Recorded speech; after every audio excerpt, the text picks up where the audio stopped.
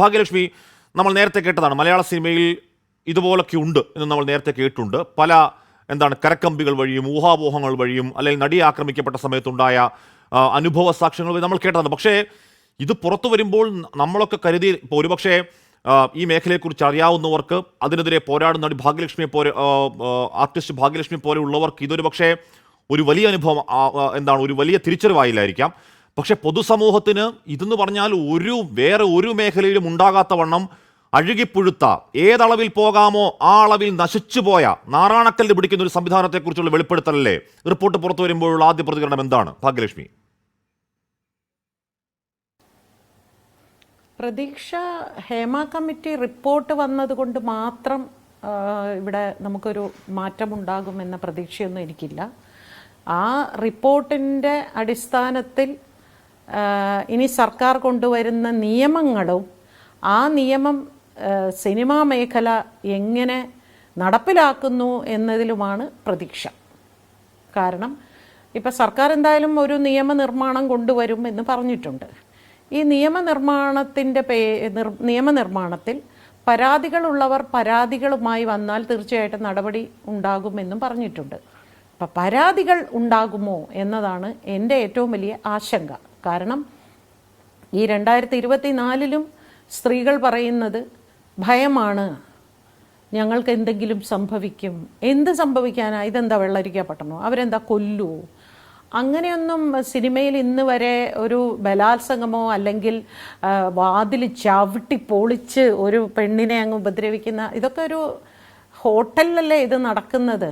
ഇന്നത്തെ കാലത്ത് നമുക്കിപ്പം മൊബൈൽ എന്ന് പറയുന്ന ഒരു സംഭവം കയ്യിൽ വന്നിട്ട് എത്ര നാളായി? ഞാൻ നോക്കിയിട്ട് ജൂനിയർ ആർട്ടിസ്റ്റുകളുടെ കയ്യിൽ പോലും വളരെ ലേറ്റസ്റ്റ് ആയിട്ടുള്ള മൊബൈലുണ്ട്. അത് വെച്ച് അവർക്ക് സ്വയം ചെറുത്ത് നിൽക്കാൻ ഈ 2024 സാധിക്കുന്നില്ലെങ്കിൽ മന്ത്രി പറഞ്ഞതുപോലെ ഒരു പരാതി കിട്ടിയാൽ എന്ന് പറഞ്ഞാൽ പരാതി കിട്ടിയാലല്ലേ സർക്കാരിന് എന്തെങ്കിലും ചെയ്യാൻ പറ്റൂ. അങ്ങനെ ഒരു അവയർനെസ് സിനിമയ്ക്കുള്ളിലെ സ്ത്രീകൾക്ക് ഉണ്ടാക്കിയെടുത്തേ പറ്റൂ. ഇപ്പം ഒരുവിധം വിദ്യാഭ്യാസപരമായി കുറച്ച് മുകൾ തട്ടിൽ നിൽക്കുന്നവരോടൊന്നും ഇത്തരത്തിൽ പെരുമാറ്റം ഇല്ല എന്ന് ഞാൻ കുറച്ചു മുമ്പേ ഒരു മാധ്യമത്തിനോട് സംസാരിച്ചപ്പോൾ അവർ പറയുന്നുണ്ടായിരുന്നു. തീർച്ചയായിട്ടും അങ്ങനെയായിരിക്കും. എപ്പോഴും വേറെ നിവർത്തികേട് കൊണ്ട് ഈ രംഗത്ത് വന്നവരൊക്കെ ഉണ്ടാകും.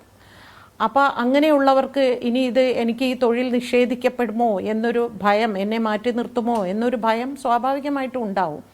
പക്ഷെ മാറ്റി നിർത്തുന്നെങ്കിലും സാരമില്ല, എൻ്റെ ആത്മാഭിമാനം ഞാൻ ആരുടെ മുമ്പിലും പണയം വെക്കില്ല എന്നൊരു തീരുമാനം എടുക്കണം. എല്ലാ സിനിമയിലുള്ള എല്ലാവരും ഇങ്ങനെ ഉള്ള ആൾക്കാരൊന്നും അല്ല. ഒരു വിഭാഗം, വളരെ കുറച്ചൊരു വിഭാഗമാണ് ഈ വൃത്തികേടുകൾ മുഴുവനും കാണിക്കുന്നത്. നമ്മളെപ്പോഴും പറയുന്ന ഈ നെഗറ്റീവ് വേഗം സ്പ്രെഡ് ചെയ്യുമല്ലോ. അപ്പൊ ഇത്തരത്തിൽ മോശമായി പെരുമാറുന്നവരിൽ നിന്ന് അപ്പോൾ തന്നെ ഗുഡ് ബൈ പറഞ്ഞങ്ങ് ഇറങ്ങിപ്പോകണം. വാതിൽ തട്ടുന്നുണ്ട് എങ്കിൽ അവർ തട്ടിപ്പൊളിക്കട്ടെ, മൊബൈൽ റെഡിയാക്കി വെക്കൂ, ഷൂട്ട് ചെയ്ത് വെക്കൂ, ലൈവ് ഇടൂ. എല്ലാവർക്കും ഇപ്പോൾ സോഷ്യൽ മീഡിയ, എല്ലാവർക്കും ഫേസ്ബുക്ക് ഉണ്ട് അല്ലേ? അപ്പോൾ പിന്നെ അവിടെ വെച്ച് തന്നെ അപ്പം തന്നെ പോലീസിനെ വിളിക്കൂ, ഞങ്ങളുടെ മുറി ചവിട്ടി പൊളിക്കുന്ന രീതി, എന്തൊക്കെ വഴികളുണ്ട്. പക്ഷെ ഒന്നും ആരും ചെയ്യുന്നില്ല. എല്ലാവർക്കും ഭയം ഭയം ഭയം. ഈ ഭയമല്ലേ നമ്മളെ ഇത്രയധികം പ്രശ്നത്തിൽ കൊണ്ട് എത്തിച്ചിരിക്കുന്നത്. പിന്നെ ഇൻഡസ്ട്രി മനസ്സിലാക്കേണ്ട ഒരു പ്രധാനപ്പെട്ട ഒരു കാര്യം, ഇന്ന് സമൂഹത്തിന് മുൻപിൽ നമ്മൾ വല്ലാതെ നാണം കെട്ട് നിൽക്കുന്ന ഒരവസ്ഥയാണ്. ആ നാണക്കേട് മാറണമെങ്കിൽ മലയാള സിനിമയിലെ സംഘടനകളെല്ലാം തന്നെ ഇത് വളരെ ഗൗരവമായി എടുക്കുകയും ഇതിലുള്ള ഓരോരുത്തർക്കും ബോധവൽക്കരണം നടത്തുകയും കൂടി വേണം. നിങ്ങൾക്കെതിരെ ഇത്തരത്തിലുള്ള സിറ്റുവേഷൻസ് ഉണ്ടായാൽ നിങ്ങൾ എങ്ങനെയാണ് അത് പ്രതികരിക്കേണ്ടത്? പിന്നെ മറ്റൊന്ന്, ഇതിനൊക്കെ ഇങ്ങനെ നമ്മൾക്ക് പറഞ്ഞു, മറ്റൊന്ന് പലതരത്തിലുള്ള വിവേചനങ്ങൾ, സാമ്പത്തിക വിവേചനം, ഭക്ഷണത്തിലുള്ള വിവേചനം, അവരുടെ യാത്രാ സൗകര്യങ്ങൾ കൊടുക്കുന്നതിലുള്ള വിവേചനം, ഇങ്ങനെയുള്ള കാര്യങ്ങളെല്ലാം ഇതിനൊക്കെ നമ്മൾ ശബ്ദമുയർത്തണം. സിനിമയിൽ എപ്പോഴെങ്കിലും ഒരു പ്രൊട്ടസ്റ്റ് നടത്തിയിട്ടുണ്ടോ? ആരെങ്കിലും ഒരു പ്രൊട്ടസ്റ്റ് ഉണ്ടായിട്ടുണ്ടോ? ചെയ്യില്ല. എന്തെങ്കിലും നമ്മൾ പോരാടാൻ ഇറങ്ങിയല്ലാതെ നമുക്കൊന്നും നേടാൻ സാധിക്കില്ല.